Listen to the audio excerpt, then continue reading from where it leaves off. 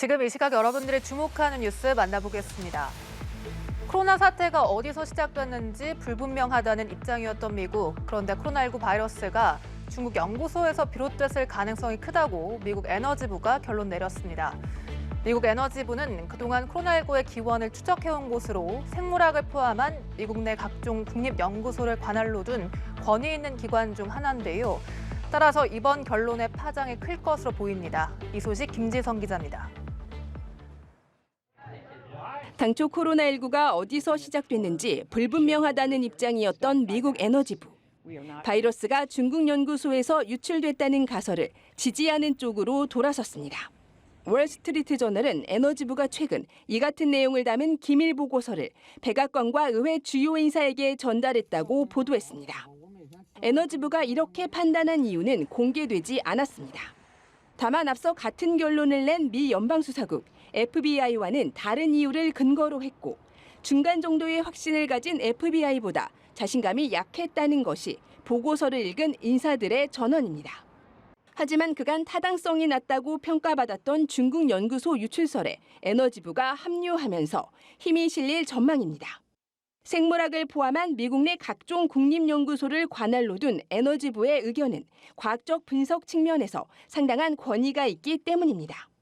그러나 월스트리트 저널은 이 같은 시나리오가 중국 정부가 생물학 무기 개발을 위해 바이러스를 만들었다는 주장을 지지하는 것은 아니라고 선을 그었습니다. 제이크 설리번 백악관 국가안보보좌관 역시 관련 보도에 대해 정보당국에는 다양한 견해가 있다라면서 지금으로선 최종적인 답은 없다고 밝혔습니다. 미국 내 정보기관을 총괄하는 국가정보국은 코로나19 발생 이후 바이러스의 기원에 대한 산하기관의 분석을 수집해왔습니다. 국가정보위원회와 4개 정보기관은 바이러스 자연 발생설에 무게를 두고 있고 중앙정보국 CIA 등 2개 기관은 여전히 결론을 내지 못한 상태입니다. 연합뉴스 김지선입니다. 지진으로 인한 튀르키예와 시리아의 공식 사망자는 5만 명을 넘어섰습니다. 실제 사망자는 훨씬 더 많을 것으로 추정되는데요. 이재민은 150만 명, 튀르키예에서만 2천만 명 이상이 지진의 크고 작은 영향을 받을 것으로 유엔은 추산했습니다. 이제 튀르키예는 지진의 악몽에서 벗어나기 위해 재건 작업을 서두르고 있습니다. 이 내용은 정호윤 기자가 전합니다. 이재민 텐트 존앞, 구호품을 기다리는 행렬이 줄지어 있습니다. 임시로 마련된 병원은 아픈 아이를 안은 부모의 발길이 온종일 끊이질 않습니다. 8 tane çocuğum var. Çadırda yaşıyor. Üstümüz su, altımız yaş. Çadır istiyor, çadır vermiyorlar. 이번 지진으로 인한 튀르키예와 시리아의 공식 사망자는 어느덧 5만 명을 넘어섰습니다.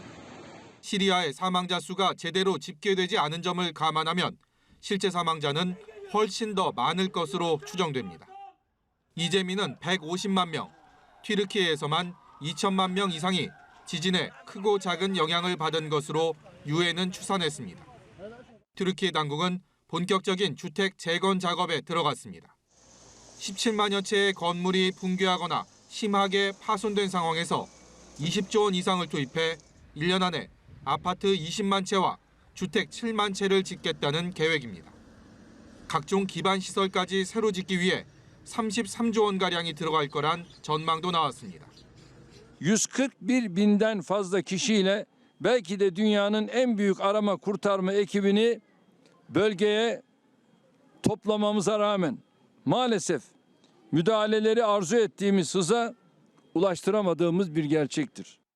튀르키예 수사당국은 강진 피해를 더욱 키운 부실 시공 관련자 184명을 구속했는데 이 가운데는 현직 시장도 포함됐습니다.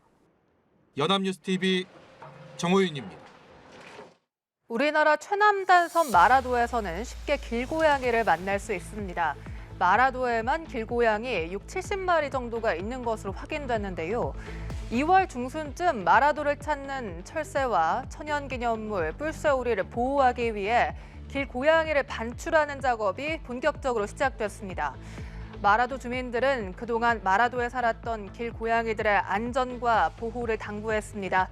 이호진 기자입니다. 우리나라 최남단 섬 마라도. 어느 곳에서도 쉽게 길고양이를 만날 수 있습니다. 갯바위에 앉아 햇볕을 쬐는가 하면 식당가에는 먹이를 받아먹기 위해 고양이들이 몰려듭니다.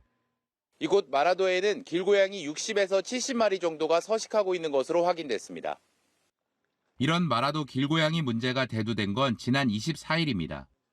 천연기념물인 뿔새오리 사체 4구가 발견됐는데 길고양이들의 습격을 받은 것으로 추정됐기 때문입니다. 뿔새오리는 2월 중순쯤 마라도를 찾는 철새입니다.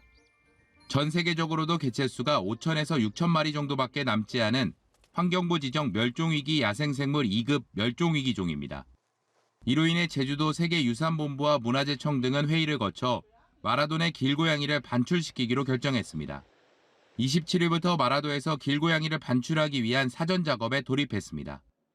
뿔새오리 출몰지에 고양이들 접근하는 것을 예방과 동시에 확인을 좀 해야 되고요. 포획단들하고 협의하면서 날씨 고려하면서 이제 3월 1일부터는 어떤 포획 장비라든지 인력이 들어오고. 과거 쥐를 소탕하기 위해 고양이를 마라도로 들여왔던 주민들은 뿔새오리를 지키기 위한 길고양이 반출에 찬성했습니다. 하지만 반출된 고양이의 안전과 건강을 지켜줄 것을 당부했습니다. 저희들 주민들은 문화재 보호구역 내에 있는 뿔새오리도 보호를 해야 되고 고양이도 반출을 해서 밖에서 안전하게 이제 키울 수 있을 장소만 섭외가 되면 다 반출하기로 동의를 했었고요. 문화재청과 세계유산본부 등은 마라도의 모든 길고양이를 반출한다기보다는 개체수 조절 차원에서만 반출하고 뿔새오리와 길고양이, 마라도 주민들이 모두 공생할 수 있는 생태계를 만들 계획이라고 밝혔습니다. 또 길고양이 반출로 인해 쥐가 다시 발생하는 등 문제가 생기지 않도록 마라도 내 방제 작업도 계획하고 있습니다. 연합뉴스TV 이호진입니다. SM 엔터테인먼트 경영권 분쟁이 당사자 간 감정 싸움 속에 이번 주 중 중요 변곡점을 맞습니다. 한 차례 법정에서 마주한 양측의 입장은 여전히 팽팽한데요. 이수만 전 총괄 프로듀서 측이 제기한 가처분 소송에 대한 법원의 판단과 일대 주주에 오른 하이브의 공개 매수 성공 여부가 이르면 이번 주 결정될 전망입니다. 법원은 과연 어떤 결정을 내릴까요? 보도에 신세롬 기자입니다. 이수만 전 총괄 프로듀서가 SM을 상대로 제기한 신주 및 전환사채 발행 금지 가처분 소송에 대한 법원 판단이 이르면 이번 주 나옵니다. 이미 한 차례 법정에서 마주한 양측의 입장은 팽팽합니다. 경영권 분쟁 상황이라고 보는 게 명확해 보이고요. 이 사건은 본질이 경영권 분쟁에 대한 사건이 아닙니다. 법원이 28일까지 추가 자료를 받기로 한 가운데 카카오의 대금 납입 기일이 다음 달 6일인 만큼 이르면 이번 주 판결 결과가 나올 것으로 전망됩니다.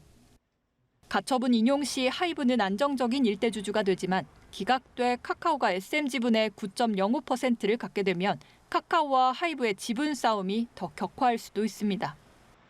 이미 하이브 측은 SM과 카카오 간 사업협력 계약이 SM의 주주 가치를 훼손하는 계약이라며 민형사상의 조치를 검토 중입니다.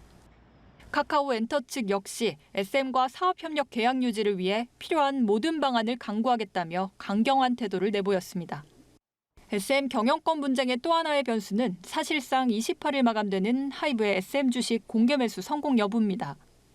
하이브는 공개 매수가 12만 원으로 SM 발행 주식 총수의 25%를 추가 확보하겠다고 예고한 상태로 소액 주주들이 어떤 결정을 할지 관심입니다.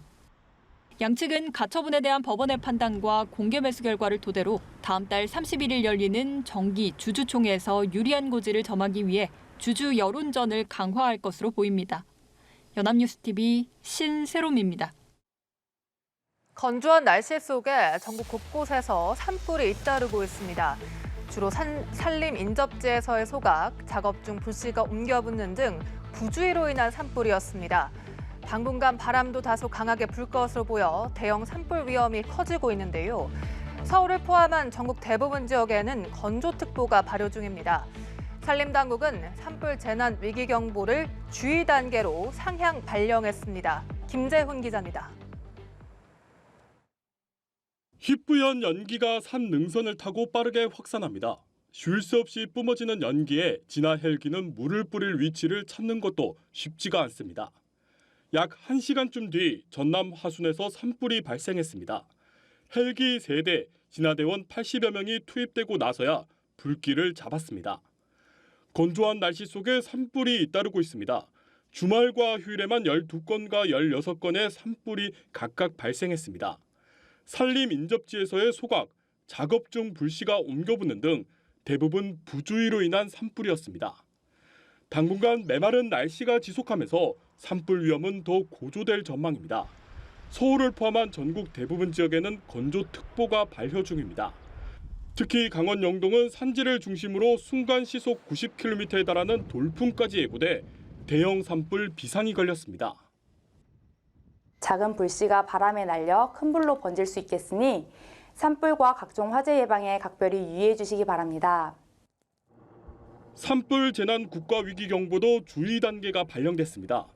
본격 영농철에 따른 소각 산불 등을 예방하기 위해 위기경보를 관심에서 주의로 상향시킨 겁니다. 산림청은 산림 인접지에서는 소각행위 금지와 작업장 불씨 관리 등 산불 예방에 적극 협조해 줄 것을 당부했습니다. 연합뉴스 TV 김재훈입니다.